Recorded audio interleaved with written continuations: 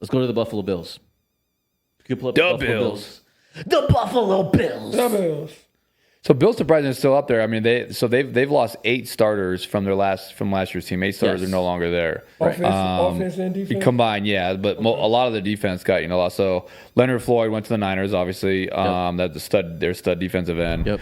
They lost their Tre'Davious White, went to the Rams. Yep. He's an All-Pro cornerback. Probably top 3 in the league. Yep. And then they lost Terrell Pryor, still not signed. Their safety. They also lost Stefon Diggs went to the Titans and Gabe Davis. Gabe Davis, and once again, they lost Gabe Davis too. Yeah, he went to the Jags. He went to the Jags. Trash. So they lost a lot of weapons. Now that wait. Why did they lose Gabe Davis? I know they lost Diggs. They traded Diggs. Davis was a free agent. Okay, so he just got more. They just spent a first-round draft pick on everybody's favorite wide receiver, rookie wide receiver with all his comments, Keon Coleman. It's hard to not love that kid. Yeah, they got Keon Coleman. He's supposed to be a stud, like super stud. I'm curious to see what he's gonna do. How it translates to the NFL. But you have Josh Allen at QB, like he's gonna make it work. Yeah, especially when you don't have Gabe Davis anymore or Stefon Diggs. Like it's kind of like the Belichick. Do your job. Josh Allen will find a way to get it to you. Yeah, for sure. But they also signed Curtis Samuel.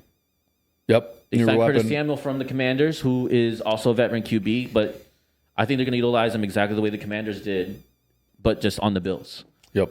He's essentially going to basically be the Gabe Davis of the Bills, to me.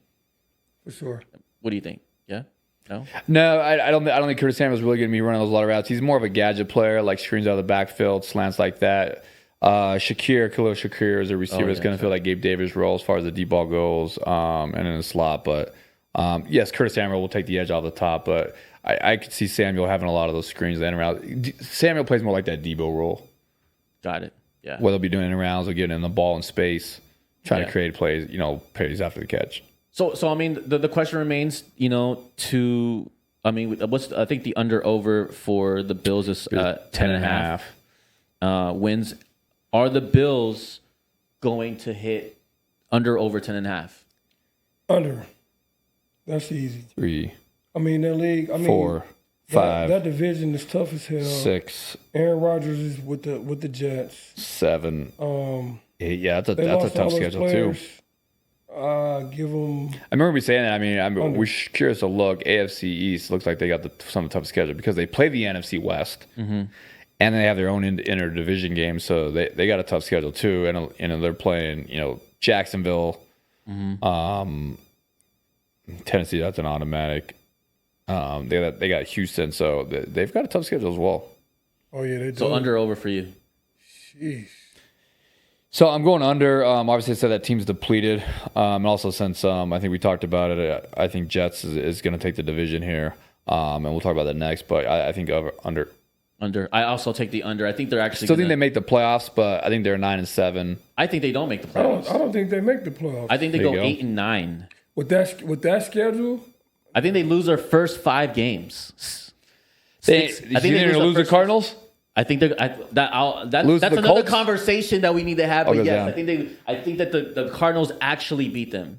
No, that's the case, and there's a good chance they could lose the first 5 games. Look, I think they go 0-6 before they win their first one. I don't think they're going 6, but first win comes on October 20th.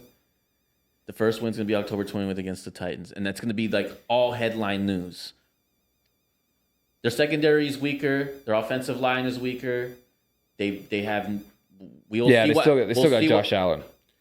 Yeah, but how much beat is this quarterback going to take? You know what I'm saying? No. It remains to be seen what their new wide receivers are going to do. They still have a decent defense. If New England wasn't that bad, Buffalo would be in that team that would go from first to worst. Where there's always a team that goes from worst to first. Buffalo would be in the running for first to worst. Yeah, in the division. I agree. I think that they go 8-9 and don't make the playoffs, and they lose their first 6. That is my take on that. We will see. I definitely think so. Xander says, "Smash the under." Smash the fucking under, bro. Unless that is a good under. That's probably the best. That's probably one of the best lines I think you can take this year. Absolutely. There's just too much. Overall, the team got weaker while their division got better. Yep. So I think and they play a tough schedule.